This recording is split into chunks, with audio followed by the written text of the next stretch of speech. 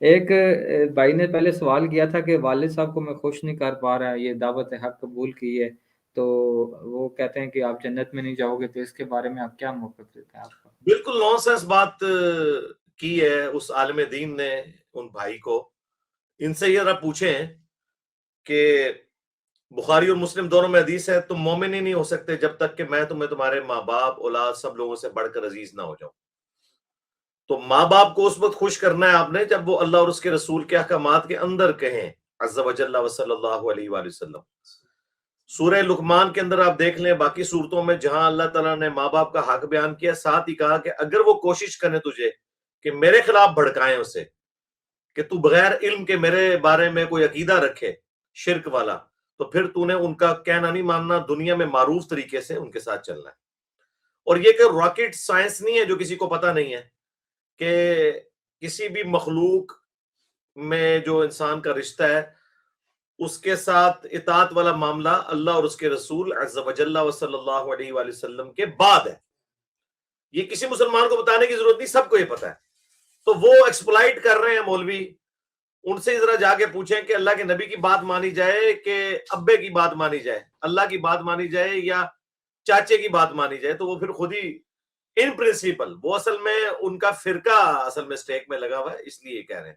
تو کوئی ٹینشن نہ لیں ان کو کہ آپ اللہ کے نبی کے ساتھ جڑیں. نیکسٹ. جی علی بھائی، نیکسٹ کوشچن ہے. ایک بھائی سوال کر رہے تھے کہ امام ابو حنیفہ جو ہے انہوں نے صحابی اور تابعیوں کا زمانہ زیادہ پایا اور امام بخاری نے کم پایا ہے، تو کیا ہمیں امام ابو حنیفہ کی بات زیادہ نہیں ماننی چاہیے امام بخاری کی نسبت؟ یہ سوال ہی ان پرنسپل غلط ہے. اس کی وجہ ہے کہ یہاں پر مقابلہ امام حنیفہ ورسز امام بخاری نہیں ہے. مقابلہ ہے قرآن و سنت بمقابلہ اماموں کی طرف منسوب اقوال. امام بخاری کی جو کتاب ہے اس میں امام بخاری کی رائے نہیں ہے، احادیث ہے. اگر امام حنیفہ رحمۃ اللہ علیہ کی کوئی ایسی کتاب ہے جسے امت نے قبول کیا ہے حدیث کی کتاب کے طور پر اور اس میں اسناد ٹھیک ہے تو وہ لے آئے منظر عام پہ. 1200 سال سے تو کوئی نہیں لا سکا، اب کسی غار سے جا کے کوئی دریافت کر کے لے آئے تو ہم اسے مان لیں گے. دوسری بات، یہ صرف امام بخاری نہیں، امام مسلم، امام ابو داؤد، امام ترمذی، امام نسائی، ابن ماجہ، باقی سارے ائمہ، ان کی ذاتی رائے کوئی نہیں ہے، ان کی احادیث کی کتابیں ہیں جن کو ہم لے کے چل رہے ہیں. اگر ان کے پاس کوئی اور کتاب ہے حدیث کی امام حنیفہ کی اپنی لکھی ہوئی تو لے آئیں، اس کی اسناد کے اوپر بحث کر کے انشاءاللہ ضرور ایکسیپٹ کریں گے. باقی پرانے نئے سے کوئی فرق نہیں پڑتا. پھر تو ہم کہیں گے کہ بھئی امام حنیفہ کے بھی جو استاد ہیں امام جعفر اور امام باقر ہیں علیہم السلام، وہ تو اہل البیت میں سے بھی ہیں. امام مالک کے بھی وہ استاد ہیں. تو پھر ٹھیک ہے، چپ کر کے جعفری ہو جائیں. تو یہ کیا کہیں گے نہیں نہیں ان کی طرف غلط باتیں منسوب ہیں، تو بھئی آپ کی طرف بھی غلط باتیں منسوب ہیں. اس کے اوپر میں نے ایک ڈیٹیل ویڈیو ریکارڈ کروا دی ہے، مسئلہ نمبر 197 اماموں کی گستاخی کا الزام. 197 مسئلہ. اس میں نے کئی ایگزامپلز دی ہیں کہ حنفی خود بھی امام حنیفہ کو چھوڑ چکے ہیں کئی مسائل میں. نمبر 1 عقیقے کے مسئلے میں امام حنیفہ عقیقے کو بدعت سمجھتے ہیں، جبکہ بخاری کی احادیث، ترمذی، ابو داؤد کی احادیث عقیقے کے سنت ہونے پہ گواہ ہے اور حنفی بھی عقیقہ کرتے ہیں. بخاری مسلم میں 50 احادیث ہیں کہ مدینہ شریف حرم ہے، جبکہ امام حنیفہ مدینے کو حرم نہیں مانتے اور حنفی مانتے ہیں پریکٹیکلی حرم. اور امام حنیفہ کا یہ مسئلہ چھوڑتے ہیں، بلکہ فخریہ بتاتے ہیں دیکھو ہم کوئی کٹر ان کے فالوور نہیں ہیں، ورنہ ہم ان کا یہ مسئلہ بھی مان لیتے مدینے کے حرم ہونے والا. تو اس طرح کے کئی ایک مسائل ہیں جو انہوں نے چھوڑ دیے، پرانے نئے کی بات نہیں. اور تیسری بات، ان کا یہ کہنا کہ انہوں نے صحابہ کو دیکھا ہے، میرے بھائی کوئی صحابہ کو نہیں دیکھا. ان کے بارے میں صحیح سند سے جو روایت ہے تاریخ بغداد میں، امام حنیفہ خود کہتے ہیں کہ میں نے پلانٹ ارتھ پہ عطا بن ابی رباح سے عظمت والا شخص، ان سے زیادہ فضیلت والا شخص کوئی نہیں دیکھا. تو عطا بن ابی رباح تو تابعی ہیں، اور اگر کسی صحابی کو دیکھا ہوتا تو وہ مینشن کرتے ہیں ان کو. اس سے بڑی بات کہ علی بن عثمان اجویری کی کتاب کشف المحجوب ہے، جو عرب و عجم میں فارسی زبان میں ٹیکسٹ بک مانی جاتی ہے، آج سے 100 سال پہلے لکھی گئی ہے.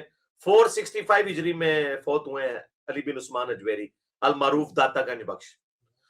انہوں نے तबा ताबईन वाले चैप्टर में इमाम हनीफा को डाला है, ताबईन वाले चैप्टर में नहीं डाला। ये इतनी बड़ी फक्की है हनफियों के लिए कि इसके बाद कोई इनके लिए भागने की गुंजाइश नहीं है। ये तो यहाँ पे इनको कहते हैं जी वो तो गवर्नर पंजाब है, क्योंकि लाहौर के अंदर उनका मजार है। तो आपके जो रूहानी गवर्नर पंजाब हैं, उन्होंने कश्फ माजूब में अली बिन उस्मान हजवेरी ने इमाम हनीफा को अपना इमाम बताया है, बल्कि उन्होंने तो लिखा है कि मैंने नबी इस्लाम को ख्वाब में देखा कि इमाम हनीफा को गोद में उठाया हुआ है, इसकी वजह से मैं अपने आप को हनफी समझता हूं। लेकिन वो भी कह रहे हैं कि इमाम हनीफा ताबी नहीं है, तबा ताबी है। तो अब मुझे बताएं पीछे क्या रह गया? तो ये बात ही खत्म हो गई।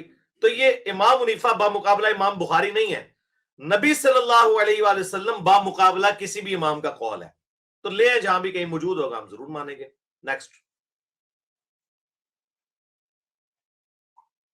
जी नेक्स्ट क्वेश्चन अली भाई है। अगर एक भाई पूछते हैं, वो बाहर से थे, शायद स्वीडन से, वो कह रहे हैं कि मैं अगर किसी को माली तौर पे सपोर्ट कर रहा था तो अब उसके हालात मुझे बेहतर नजर आ रहे हैं, तो वो फिर भी मुझसे मतलब वो पैसे ले रहा है, तो क्या मुझे उसकी इमदाद बंद कर देनी चाहिए? असल में वो ये कह रहे थे कि जिन लोगों को हम माली तौर पे सपोर्ट करते हैं उनका लिविंग स्टैंडर्ड हमसे भी बेहतर हुआ है, लेकिन एक आदत पड़ गई हुई है मुफ्ता खाने की। तो ये जो उन्होंने प्रॉब्लम हाईलाइट किया है, मेरे ख्याल है पाकिस्तान के मुआशरे के चंद बड़े मसाइल में से एक मसला है। ये हर जगह इसी तरीके से है। जिनको मुफ्तों की आदत पड़ी हुई है, वहां यूरोप अमेरिका में जो बेचारे कमाने गए हुए हैं, वो खाना भी टाइम के ऊपर नहीं खाते, और खाते भी हैं तो टोस्ट खाते हैं, और उनके भेजे हुए पैसों के ऊपर यहाँ लोग बैठ के चिकन कढ़ाई खा रहे होते हैं, KFC खा रहे होते हैं। वो बेचारे पैसे जोड़ते रहते हैं, इनको बेचते हैं, ये जाशी करते हैं। तो उन्होंने बात तो ठीक की है, इस तरह हो रहा है। बस किसी को इतना ही सपोर्ट करें कि सबसिस्टेंस लेवल के ऊपर उसकी लाइफ गुजरे, और अगर आप देख रहे हैं कि आप ज्यादा सपोर्ट कर रहे हैं तो कम करके बाकी हकदारों को दे। ये आपने खुद फैसला करना है। नेक्स्ट नेक्स्ट एक भाई ने कहा है कि मेरी बेटी माशाल्लाह पैदा हुई है, तो उसके लिए कोई अच्छा सा नाम सजेस्ट कर दें। अच्छे नाम तो वही हैं जो सहाबियात के नामों के ऊपर हों। मैं तो वैसे सबको सजेस्ट करता हूं कि नबी सल्लल्लाहु अलैहि वसल्लम की लाडली तरीन बेटी सैयदा फातिमा है, जिनका लकब है ज़हरा। एक ज़हरा होता है, जा हा रॉ और हा, वो आप जीनत को कहते हैं, चमक को कहते हैं। ये लफ्ज कुरान में भी आया है। हा जो एंड पे हम बोलते हैं वो ता होती है, दो नुक्तों वाली। लेकिन जो फातिमा तो ज़हरा वाली ज़हरा है ना, इसके स्पेलिंग है ZAHRA,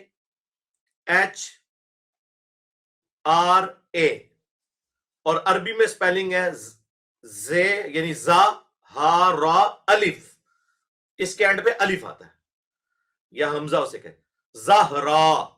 इसका मतलब होता है फूल, और ये सैयदा फातिमा का लकब है। तो फातिमा नाम रख लें या ज़हरा रख लें। मेरी बड़ी बेटी का नाम ज़हरा है, जरा यूनिक नाम भी है, स्पेलिंग भी बड़े आसान है, और ये वही नाम है जिसको किसी जमाने में लोग जोरा बोलते होते थे।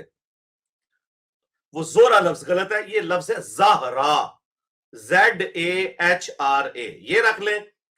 ये अगर किसी का है तो जैनब रख लें। जैनब नबी सल्लल्लाहु अलैहि वसल्लम की बेटी का नाम भी है और मौला अली की बेटी का नाम भी है, जिन्होंने यजीद के दरबार में खुतबा दिया था, जैनब। नेक्स्ट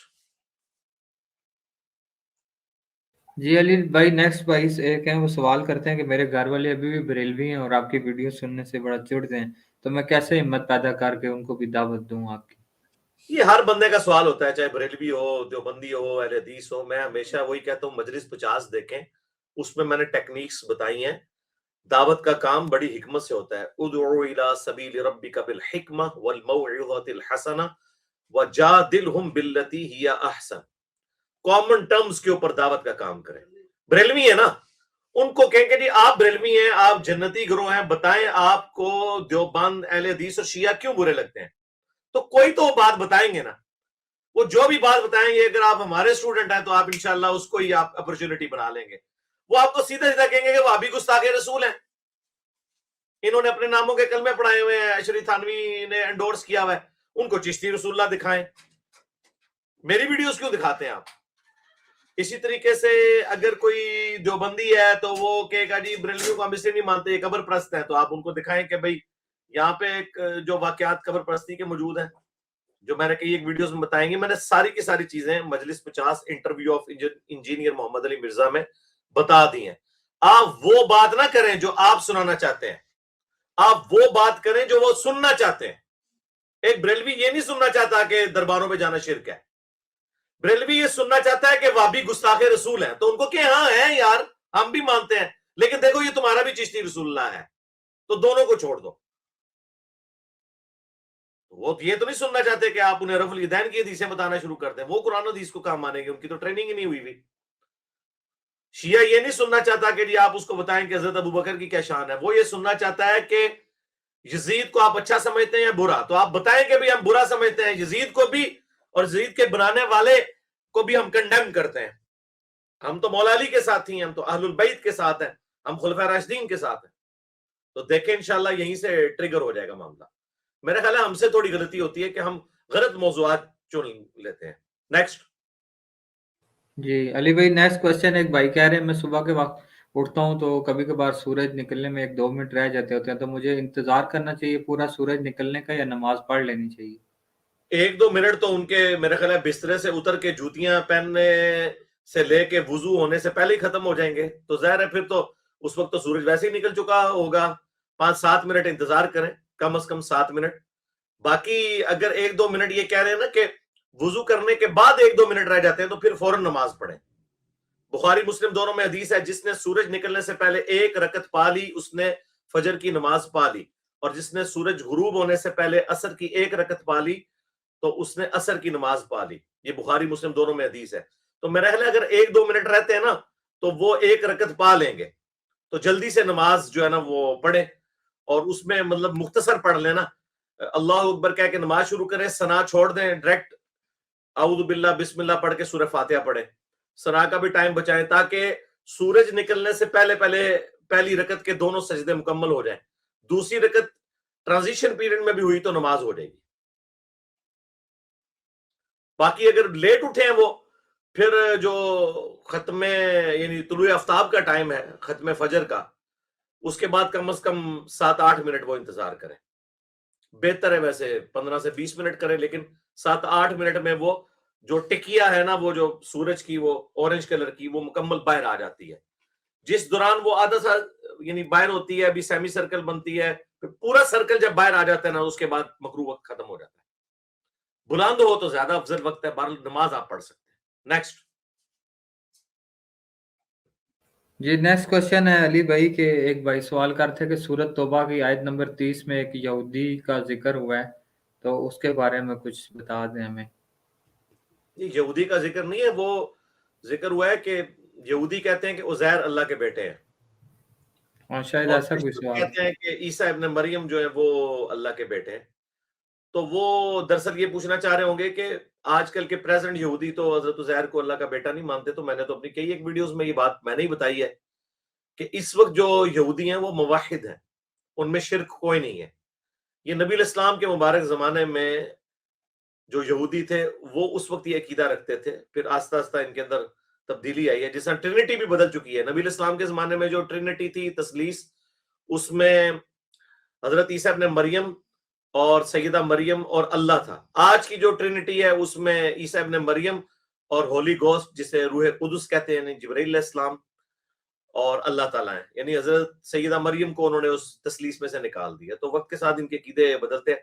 हजरत उज़ैर जो है वो अल्लाह के पैगंबर थे, और इन्होंने यानी बिल्कुल जब गुलामी की जिंदगी थी बनी इसराइल की, अल्लाह ताला ने इनके जरिए दोबारा बनी इसराइल को उरूज दिया कि इन्होंने दावत तौबा उनके ऊपर पेश की। यही थे जिनके बारे में आता है कुरान पाक में, सूरतुल बकरा में बगैर नाम के आता है कि एक शख्स को 100 साल के लिए अल्लाह ने सुला दिया था, और जब वो उठे तो उनका जो गधा है वो गल सड़ गया हुआ था, जबकि उनका खाना वहां पे मौजूद था। उसके बाद गधा जिंदा हुआ, और इससे उनको तसल्ली हुई कि मेरी मुर्दा कौम भी जिंदा हो सकती है। फिर उन्होंने दावत तौबा पेश की बनी इसराइल पे, और अपनी यादाश्त से तौरात दोबारा मुरतब की, जो कि लोग भुला चुके थे या गुमा चुके थे।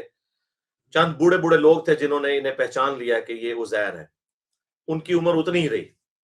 تو یہ ایک آپ سمجھ لیں چند ڈومیننٹ جو بنی اسرائیل کے اندر پرسنالٹیز ہیں ان میں سے ایک ہے اور یہ پیغمبر ہے. نیکسٹ.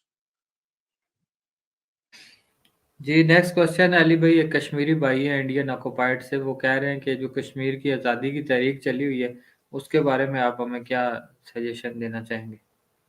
کوئی اب کیا رہے گی میرے بھائی تحریک, وہ اب تو آلموسٹ ٹھاپی ہو چکی ہے. باقی میرا تو ہمیشہ سے موقف یہ ہے کہ ہمیں پولیٹیکل سٹرگل کرنی چاہیے. میں آرمڈ کنفلکٹ کے خلاف ہوں جی, اس کا نقصان زیادہ ہوتا ہے.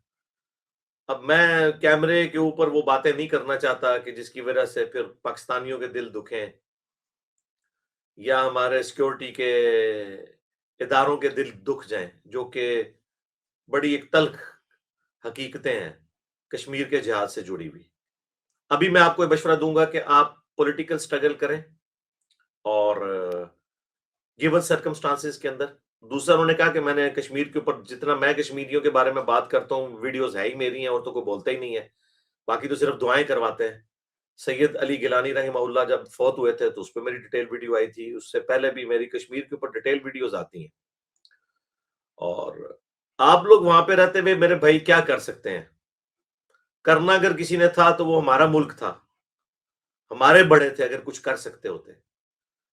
آپ تو پولیٹیکل سٹرگل کریں, اپنی کوشش کریں کہ جو ایریا آپ کے پاس ہے یو این او کی قراردادوں کے مطابق آپ کم از کم پولیٹیکل سٹرگل کے ذریعے اس چیز کو انشور کریں کہ وہاں پر آ کر غیر مسلم آباد نہ ہو, جو کہ آپ کو پتہ یہ ریٹن میں ایگریمنٹ ہوا ہے جو یہ مودی آ کے سارا بیڑا غرق کیا. اسی کے اوپر ایمفسائز کریں. انشاءاللہ تعالی پولیٹیکل سٹرگل کے بھی فائدے ہوتے ہیں, لیکن اگر آپ اس طرح کے معاملات میں پڑ گئے کہ چند ایک لوگوں کی جذباتی حرکتوں کی وجہ سے باقی لوگوں کو اس کا خمیازہ بھگتنا پڑے, تو میرے بھائی میں تو اس چیز کو سپورٹ نہیں کر سکتا. باقی کشمیر خود اتنا سٹرانگ ہے کہ وہاں پہ اللہ تعالیٰ نے اتنا کچھ دیا ہے کہ یہ دو ملک کشمیر کی دولت کے اوپر پل رہے ہیں, پاکستان اور انڈیا, کیونکہ سارے دریا کشمیر سے نکلتے ہیں. تو ہماری دعائیں آپ لوگوں کے ساتھ ہیں. میں تو یقین کریں کشمیر کے لوگوں کے لیے بالخصوص اور باقی انڈین مسلمانوں کے لیے, چائنا کے مسلمانوں کے لیے بالعموم دعا کرتا ہوں کہ اللہ تعالیٰ ان کے لیے آسانی والا معاملہ فرمائے جی. آمین. نیکسٹ.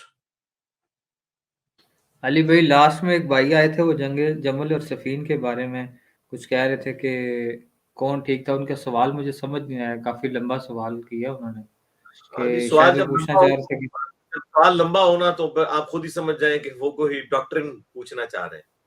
تو میرے بھائی میں نے تو اپنی ویڈیو ریکارڈ کروا دی ہیں. رہ گیا غامدی صاحب کے بارے میں میرے کیا کامنٹس ہیں, سکرین فل کر دیں آپ.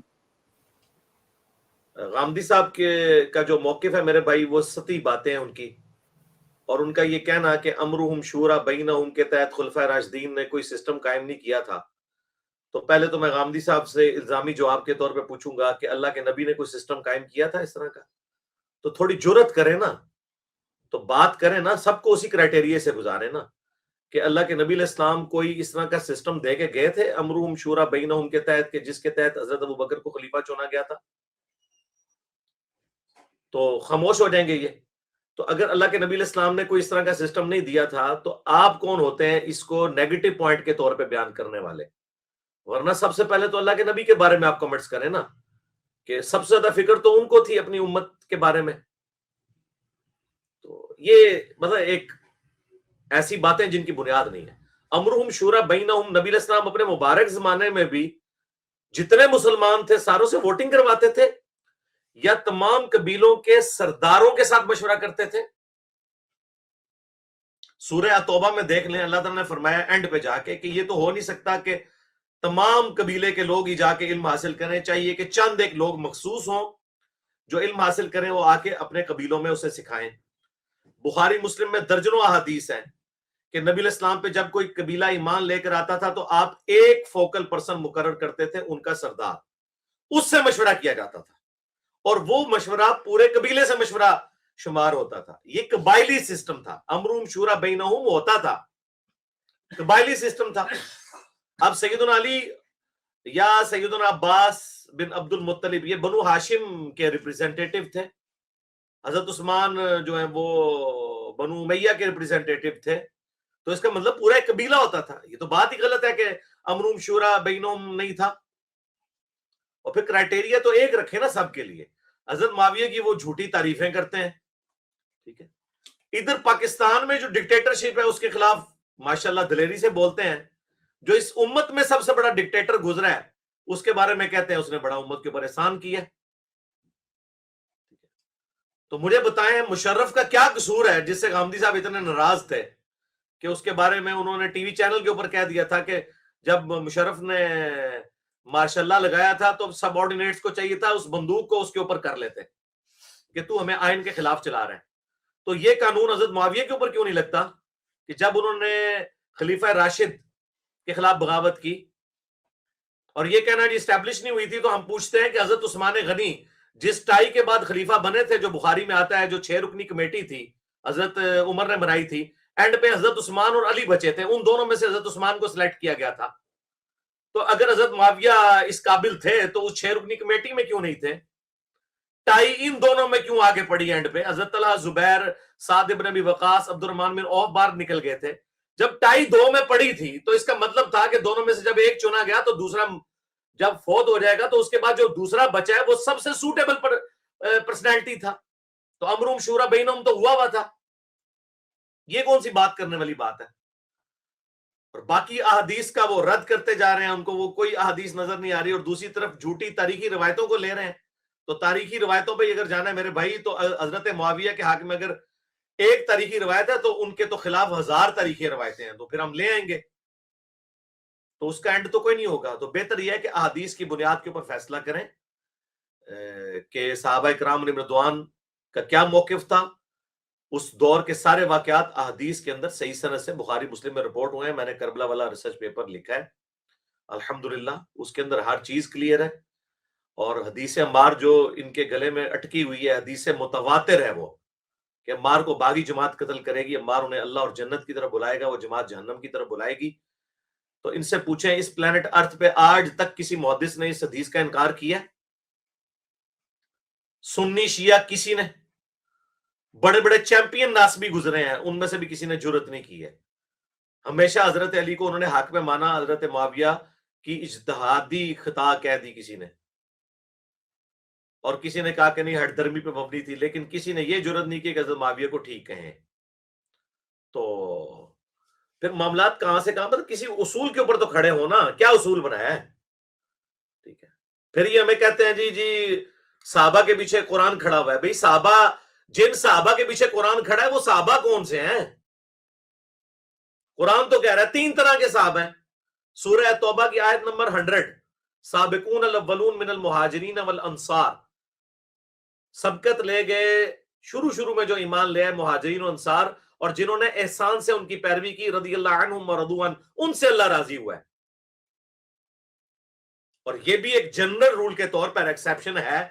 سابقون الاولون میں ہجرت حبشہ, جو ہجرت مدینہ سے بھی پہلے ہوئی تھی, حضرت ام حبیبہ کا خامن تھا عبید اللہ, وہ وہاں جا کے مرتد ہو کے عیسائی ہو کے مرا, تو آپ اس کو بھی رضی اللہ عنہ کہیں گے قرآن کے تحت؟ تو کہیں گے نہیں, ایکسیپشن ہے.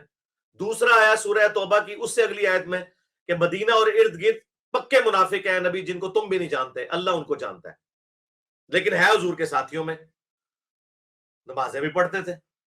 تیسرا آیت نمبر 102 میں آیا کہ پھر باقی جو بچ گئے وہ ملے جلے اعمال کرنے والے ہیں, اللہ تعالیٰ ان کو مستقبل میں دیکھے گا. تو قرآن میں نبی علیہ السلام کے ساتھیوں کی 3 کیٹیگریز بتائی گئی ہیں, پکے مومن, پکے منافق, اور ملے جلے اعمال کرنے والے. آپ مجھے بتائیں کہ صحابہ کرام کون سے صحابہ کس کیٹیگری میں فال کرتے ہیں, یہ ہمیں کہاں سے پتا چلے گا؟ بخاری مسلم سے پتا چلے گا. تو جدھر جدھر جو فٹ ہے وہ سب کو پتا ہے. تو اس طریقے سے کسی کی غلطیوں پہ پردہ ڈالنے سے کچھ نہیں ہونا. قرآن اپنے مقدمے میں بالکل واضح ہے, اور یہ کہنا کہ جی انہوں نے کوئی سسٹم ڈیولپ نہیں کیا, وہ اسی لیے نہیں کیا کہ اس کو اجتہاد کے اوپر چھوڑا ہے. ماشاءاللہ مشورے سے ہی چیزیں ہوتی تھیں, اللہ کا شکر ہے. پھر نئی پاک چوڑی ہے جی حضرت علی نے حدیث مار کیوں نہیں پیش کی. میرے بھائی کس کو پیش کریں؟ اس کو جسے خود حدیث پتہ ہے. اٹھائے مسند احمد میں کتنی حدیثیں ہیں کہ دست راس عمر بن عاص کہہ رہا ہے کہ معاویہ قتل ہو گیا عمار بن یاسر, اور تجھے پتہ نہیں رسول اللہ نے کہا تھا باقی جماعت قتل کرے گی, تو وہ آگے سے کہتے ہیں کہ ہم نے تو نہیں نہ قتل کیا, نہ علی لے کے آتا اور نہ وہ قتل ہوتا, علی نے لا کے ہمارے نیزوں کے آگے اسے پھینکا ہے. جو شخص احادیث کا اس لیول تک مذاق اڑائے اس کو جا کے حدیث کون سی سنائی جائے, اسے تو پتہ ہے. یعنی اب میں غامدی صاحب کو سناؤں گا کہ یہ حدیثیں کیا ہے, قرآن کی آیت کیا ہے, ان کو نہیں پتا کہ کہاں انہوں نے کیا کیا ہوا ہے. تو اگر یہی ہم اصول مانیں گے تو پھر ہم کہیں گے بھئی ثقیفہ بنی ساعدہ میں جو حضرت ابوبکر کی بیعت ہوئی ہے, بخاری مسلم دونوں میں آتا ہے, اس میں تو حضرت ابوبکر نے ابو عبیدہ ابن جرح اور حضرت عمر کا ہاتھ اٹھا کے کہا تھا کہ انصار مدینہ ان دونوں میں سے خلیفہ چن لو. تو اس وقت حضرت ابوبکر نے کیوں نہیں کہا کہ مجھے حضور نے اپنے مسئلے پہ کھڑا کیا تھا, میں تمہارا سکسیسر ہوں تمہارے نبی کے بعد؟ ان تو نہیں پیش کیا, یہ تو حضرت عمر نے ان کو آگے کیا. تو چھوڑ دیں میرے بھائی, بات کہاں سے کہاں جائے گی, کسی ایک اصول کے اوپر کھڑے ہوں. میرا خیال ہے غامدی صاحب نے جتنی عزت کمائی تھی نا اپنی علمی گفتگو سے, مجھے ان کے بہت قریبی لوگ جو 20-25 سال سے ان کے ساتھ اٹیچ ہیں, انہوں نے مجھے کہا کہ غامدی صاحب اتنے کمزور گراؤنڈ کے اوپر نظر آئے ہیں اپنے ان یعنی جو انہوں نے فلسفی گھڑی ہے اس کے اوپر, کہ اس سے پہلے کبھی اتنے کمزور نظر نہیں آئے تھے, نہ کوئی آیت نہ کوئی حدیث, اپنی مرضی کی چیزیں. بھئی کسی گراؤنڈ پہ تو کھڑے ہو نا, ایک اصول طے کریں تو پھر ہم دیکھیں کہ احمد معاویہ کا سٹیٹس ان کو بتاتے ہیں. آج ایک قرآن پہ آئے تو بتائیں کہ ان کے اعمال قرآن والے تھے, ان کے اعمال ظاہر ہے حدیثوں میں رپورٹ ہوئے ہیں, تاریخ کو تو چلے جھٹلا دیں گے. جو بخاری مسلم میں ان کے اعمال آئے ہیں کہ وہ اپنے دور خلافت میں کیا, دور ملوکیت میں کیا کچھ کرتے رہے ہیں, اور یہ سنیوں کی کتابیں ہیں, تو بتائیں یہ سابقون الاولون والے اعمال ہیں؟ پھر ہم حضرت علی کا بھی کریکٹر بتائیں گے. تو کسی گراؤنڈ پہ تو کھڑے ہو نا, قرآن پہ آنے تو آ جائیں. قرآن میں تو ویسے ہی پتہ صاف ہے, سابقون الاولون یہ ہے ہی نہیں ہے, ملے جلے اعمال کرنے والے ہیں. ٹھیک ہے, ہم رافضیوں کی طرح یہ نہیں کہتے کہ منافق ہیں, ہم تیسری کیٹیگری میں ڈالتے ہیں. احادیث پہ آ جائیں تو انشاءاللہ پھر اس طرح ہم کھول کھول کے آپ کو بیان کریں گے. جب آپ نہ قرآن پہ کھڑے ہو رہے ہیں نہ حدیث پہ کھڑے, آپ کھڑے کس چیز کے اوپر ہیں, مجھے یہ نہیں سمجھ آ رہی. کس بنیاد کے اوپر آپ یہ دعویٰ کر رہے ہیں؟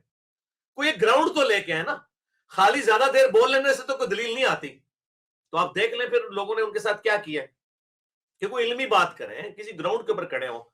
جب تک ہم کسی کامن ٹرم کے اوپر راضی نہیں ہوتے ہیں اس وقت تک آگے چل نہیں سکتے. جب ہمارا سلیبس ہی ایک نہیں ہو رہا تو پھر ہم آگے کیسے چلیں گے؟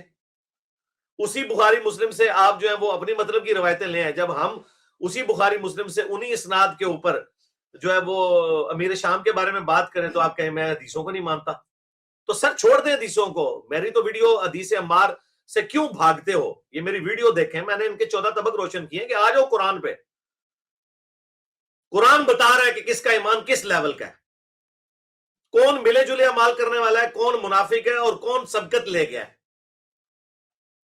یہ کون لوگ ہیں, یہ کس موقع پہ آ کے مسلمان ہوئے ہیں جب اسلام کی جیت ہو چکی تھی. تاریخ بھی یہی کہتی ہے, احادیث بھی یہی کہتی ہیں. تو ان لوگوں کا سٹیٹس قرآن میں کیا ہے؟ پھر ہمیں کہیں گے کل وعد اللہ الحسنى. بھائی کس کے ساتھ اللہ نے حسنہ وعدہ کیا ہے؟ جو اعمال بھی کرے گا. سورہ الفتح کی آخری آیت ہے 29 نمبر, محمد رسول اللہ والذین معہ اشداء علی الکفار رحماء بینہم. صحابہ کی اللہ نے تعریف کی ہے, اور یہ کن صحابہ کی؟ صلح حدیبیہ والے. یہ اس موقع پہ آیات نازل ہوئی ہیں سورہ فتح, انا فتحنا لک فتحا مبینا. اللہ نے کہا میں راضی ہو گیا ان سے, لیکن اس کے اینڈ میں بھی اللہ تعالیٰ نے فرمایا منہم مغفرۃ و اجر عظیم, ان میں سے بھی مغفرت اور اجر عظیم ان کے لیے جو نیک اعمال کے اوپر ثابت قدم رہیں گے. ایسے لوگ موجود ہیں جو کہ میں بتا رہا ہوں سابقون اولون, ہجرت حبشہ کا صحابی جو ہے مرتد ہو کے مرا ہے, عبید اللہ ام حبیبہ کا خاوند, ام المومنین کا سابقہ خاوند, حضرت معاویہ کی بہن تھی ام حبیبہ. تو یہ کس کو لے کے بیٹھے ہوئے میرے بھائی؟ کاتب وہی بخاری مسلم میں آتا ہے مرتد ہو گیا تھا, زمین میں دفناتے تھے, قبول نہیں کرتی تھی. تو کاتب وہی ہونا بھی اس وقت فضیلت ہوگی جب آپ کے مال بھی ٹھیک ہوں گے. تو یہ میں اس کے اوپر میرا اتنا کچھ میں بول چکا ہوں, میں نے احادیث لکھ دی ہیں. غامدی صاحب کسی گراؤنڈ پہ نہیں کھڑے, نہ قرآن پہ ہم سے بات کر سکتے ہیں نہ احادیث. تو خیر انہوں نے خود ہی اعلان کر دیا کہ احادیث ہمارے خلاف ہیں. ٹھیک ہے, جب متواتر احادیث کا انکار کر رہے ہیں تو تھوڑا سی جرت کر کے کہیں کہ انجینئر صاحب وہ موقف بیان کر رہے ہیں جو بخاری مسلم کا ہے, تاکہ پھر ہم لوگوں کو بتائیں کہ بخاری مسلم کس کے امام ہے. اور یہ بتائیں کہ یہ کس کا موقف بیان کر رہے ہیں. کسی ایک امام کا نام لے جسے امت مانتی ہو، سنی ہو شیعہ ہو.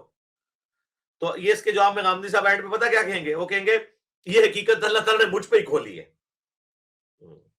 تو آپ پہ جو اللہ تعالیٰ نے نہیں حقیقت کھولی ہے، کسی اور نے کھولی ہے حقیقت. اللہ نے کھولی ہوتی تو کتاب و سنت کی روشنی میں آپ اپنا موقف رکھتے ہیں. مجھے کئی لوگوں نے کہا جواب دو، اور جواب تو اس بات کا دیں کوئی بات ہوئی بھی ہو.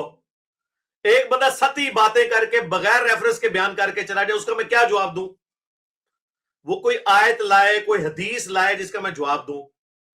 ٹھیک ہے، امرهم شورا بینہم کہیں نہیں، جن کو پتا کہ اس کا مطلب قبائلی سسٹم میں کیا ہوتا ہے کہ ووٹنگ ڈلوانی ہوتی ہے یا صرف قبیلوں کے سرداروں کو پوچھنا ہوتا ہے. تو یہ چھوڑ دیں، ان لوگوں کسی گراؤنڈ پہ نہیں کھڑے. اور ہمارا اصول ہے کہ جو بندہ کسی گراؤنڈ پہ نہ کھڑا ہو آپ اس کے ساتھ بات کر ہی نہیں سکتے. اس کے لیے قرآن میں حکم ہے وَإِذَا خَاطَبَهُمُ الْجَاهِلُونَ قَالُوا سَلَامًا. ٹھیک ہو گیا جی.